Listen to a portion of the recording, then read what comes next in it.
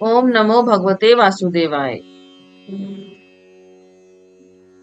अब हम आगे बढ़ते हैं और सुनते हैं श्रीमद् भागवत सुधा सागर के तीसरे स्कंद का 20वां अध्याय, जिसका नाम है ब्रह्मा जी की रची हुई अनेक प्रकार की सृष्टि का वर्णन।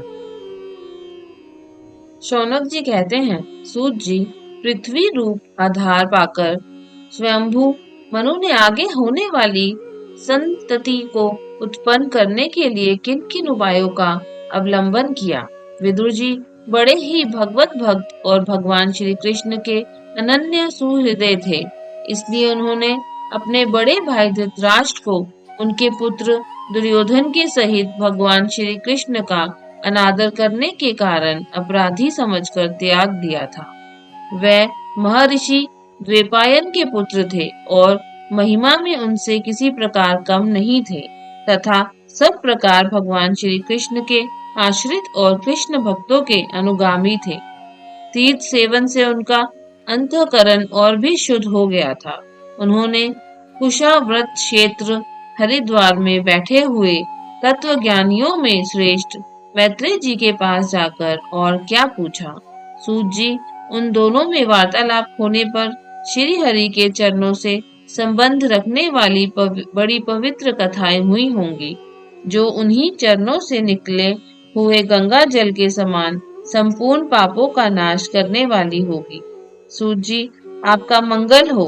आप हमें भगवान की वह पवित्र कथाएं सुनाइए। प्रभु के उदार चरित्र जो तो कीर्तन करने योग्य होते हैं। भला ऐसा कौन रसिक होगा जो श्री हरि के लीलामृत का पान करते करते तृप्त हो जाए। नेमी शारण्यवासी मुनियों के इस प्रकार पूछने पर उग्र श्रवा सूत जी ने भगवान में चित्त लगाकर उनसे कहा, सुनिए। सूत जी ने कहा, मुनिगण अपनी माया से वराह रूप धारण करने वाले श्री हरि की रसातल से पृथ्वी को निकालने और खेल में ही तिरस्कार पूर्वक हिरण्याक्ष को मार डालने की लीला सुनकर विदुर जी को बड़ा आनंद हुआ और उन्होंने मुनिवर मैत्रेय जी से कहा। विदुर जी ने कहा, ब्राह्मण, आप परोक्ष विषयों को भी जानने वाले हैं, अतः ये बताइए कि प्रजापतियों के पति श्री ब्रह्मा जी ने मरीचि आदि प्रजापतियों को उत्पन्न करके फिर सृष्टि को बढ़ाने के लिए क्या किया। मरीचि आदि मुनीश्वरों ने और स्वयंभू मनु ने भी ब्रह्मा जी की आज्ञा से किस प्रकार प्रजा की वृद्धि की। क्या उन्होंने इस जगत को पत्नियों के सहयोग से उत्पन्न किया या अपने अपने कार्य में स्वतंत्र रहकर अथवा सबने एक साथ मिलकर इस जगत की रचना की। श्री मैत्रेय जी ने कहा, विदुर जी, जिसकी गति को जानना अत्यंत कठिन है, उस जीवों के प्रारंभ, प्रकृति के नियंता पुरुष और काल, इन तीन हेतुओं से तथा भगवान की सत्रिधि से त्रिगुणमय प्रकृति में शोभ होने पर उससे महत्त्व उत्पन्न, देव की प्रेरणा से रज प्रधान महतत्व से विकारिक, राजस और तामस तीन प्रकार का अहंकार उत्पन्न हुआ। उसने आकाश आदि पांच पांच तत्वों के अनेक वर्ग प्रकट किए। वह सब अलग अलग रहकर भूतों के कार्य रूप ब्रह्मांड की रचना नहीं कर सकते थे, इसलिए उन्होंने भगवान की शक्ति से परस्पर संगठित होकर एक सुवर्ण वर्ण अंड की रचना की। वह अंड चेतना शून्य अवस्था में 1000 वर्षों से भी अधिक समय तक कारणाबद्ध के जल में पड़ा रहा। फिर उसमें श्री भगवान ने प्रवेश किया। उसमें अधिष्ठित होने पर उनकी नाभि से सहस्त्र सूर्यों के समान अत्यंत दैदीप्यमान एक कमल प्रकट हुआ, जो संपूर्ण जीव समुदाय का आश्रय था। उसी से स्वयं ब्रह्मा जी का भी आविर्भाव हुआ है। जब ब्रह्मांड के गर्भ रूप जल में शयन करने वाले श्री नारायण देव ने ब्रह्मा जी के अंतःकरण में प्रवेश किया, तब वह पूर्व कल्पों में अपने ही द्वारा निश्चित की हुई नाम रूपमय अवस्था में अनुसार लोकों की रचना करने लगे। सबसे पहले उन्होंने अपनी छाया से तामिस्त्र, अंध तामिस्त्र, तम, मोह और महामोह, यूं 5 प्रकार की अविद्या उत्पन्न की। ब्रह्मा जी को अपना वह तमोमय शरीर अच्छा नहीं लगा, अतः उन्होंने उसे त्याग दिया। तब जिससे भूख प्यास की उत्पत्ति होती है। ऐसे रात्रि रूप उस शरीर को उसी से उत्पन्न हुए यक्ष और राक्षसों ने ग्रहण कर लिया। उस समय भूख प्यास से अभिभूत होकर वह ब्रह्मा जी को खाने को दौड़ पड़े और कहने लगे, इसे खा जाओ, इसकी रक्षा मत करो, क्योंकि वह भूख प्यास से व्याकुल हो रहे थे। ब्रह्मा जी ने घबराकर उनसे कहा, अरे यक्ष राक्षसों, तुम मेरी संतान हो, इसलिए मुझे भक्षण मत करो, मेरी रक्षा करो। उनमें से जिन्होंने कहा खा जाओ वह यक्ष हुए और जिन्होंने कहा रक्षा मत करो वह राक्षस हुए। फिर ब्रह्मा जी ने सात्विक की प्रभा से देदीप्यमान होकर मुख्य मुख्य देवताओं की रचना की। उन्होंने क्रीड़ा करते हुए ब्रह्मा जी के त्यागने पर उनका वह दिन रूप प्रकाशमय शरीर ग्रहण कर लिया। इसके पश्चात ब्रह्मा जी ने अपने जघन देश से कामासक्त असुरों को उत्पन्न किया। वह अत्यंत कामलोलुप होने के कारण उत्पन्न होते ही मैथुन के लिए ब्रह्मा जी की ओर चले। यह देखकर पहले तो वह हंसे, किंतु फिर उन निर्लज असुरों को अपने पीछे लगा देख भयभीत और क्रोधित होकर बड़े जोर से भागे। तब उन्होंने भक्तों पर कृपा करने के लिए उनकी भावना के अनुसार दर्शन देने वाले शरणागत वत्सल वरदायक श्री हरि के पास जाकर कहा, परमात्मन मेरी रक्षा कीजिए। मैंने तो आपकी ही आज्ञा से प्रजा उत्पन्न की थी, किंतु यह तो पाप में प्रवृत्त होकर मुझको ही तंग करने लगी चली है। नाथ, एकमात्र आप ही दुखी जीवों का दुख दूर करने वाले हैं, और जो आपकी शरण में नहीं आते उन्हें दुख देने वाले भी एकमात्र आप ही हैं।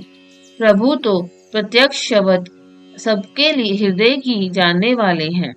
उन्होंने ब्रह्मा जी की आतुरता देखकर कहा, तुम अपने इस काम कलुषित शरीर को त्याग दो। भगवान के यूं कहते ही उन्होंने वह शरीर भी छोड़ दिया। ब्रह्मा जी का छोटा हुआ वह शरीर एक सुंदरी स्त्री संध्या देवी के रूप में परिणत हो गया।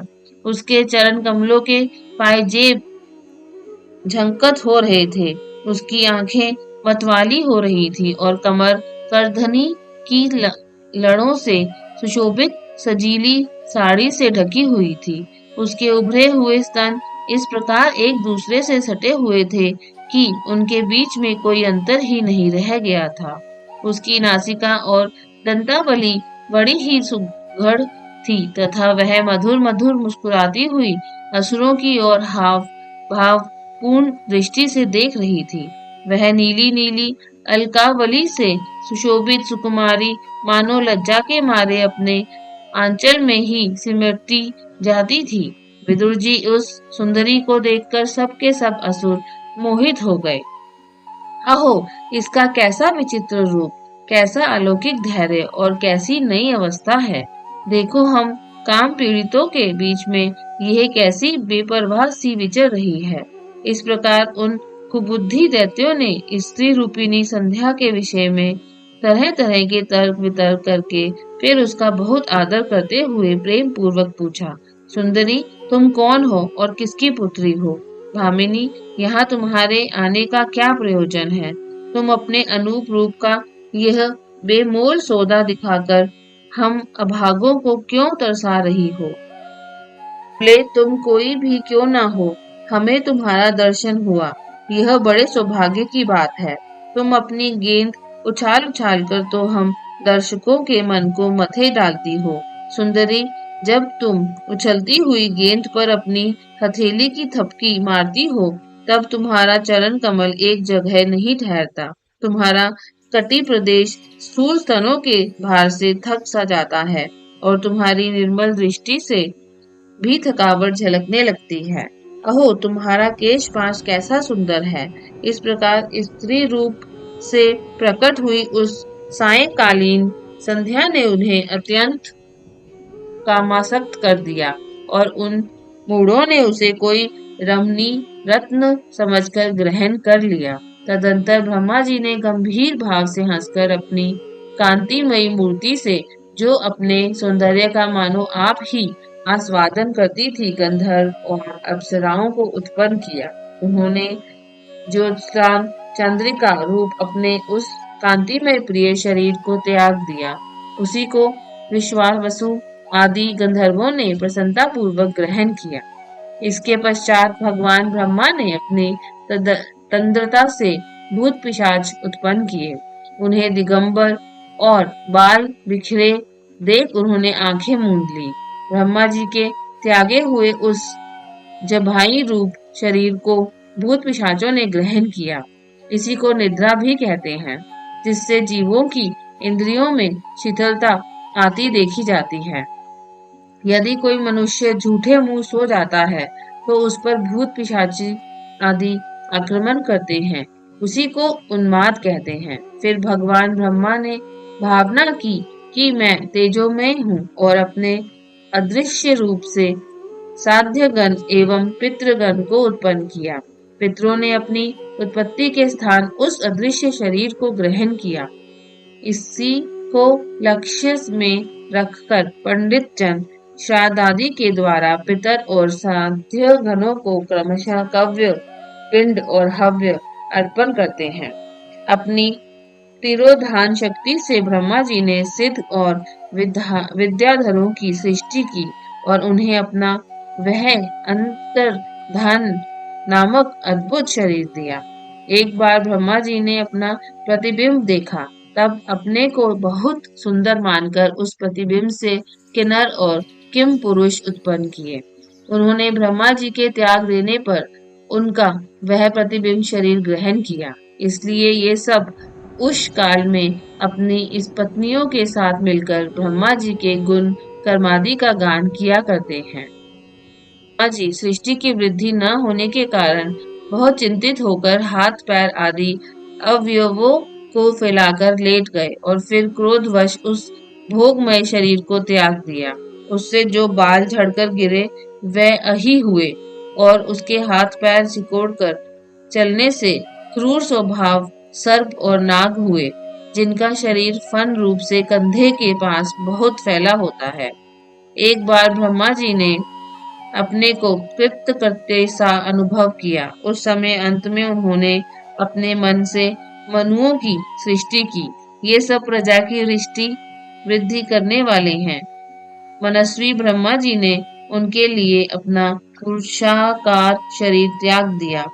मनुओं को देखकर उनसे पहले उत्पन्न हुए देवता गंधर्वादी ब्रह्मा जी की स्तुति करने लगे। वह बोले, विश्वकर्ता ब्रह्मा जी, आपकी ये मनुओं की सृष्टि बड़ी ही सुंदर है। इसमें अग्निहोत्र आदि सभी कर्म प्रतिष्ठित हैं। इसकी सहायता से हम भी अपना अन्न हवि भाग ग्रहण कर सकेंगे। फिर आदि ऋषि ब्रह्मा जी ने इंद्रिय संयम पूर्वक तप, विद्या, योग और समाधि से संपन्न हो अपनी प्रिय संतान ऋषिगण की रचना की और उनमें से प्रत्येक को अपने समाधि, योग, ऐश्वर्य, तप, विद्या और वैराग्यमय शरीर का अंश दिया।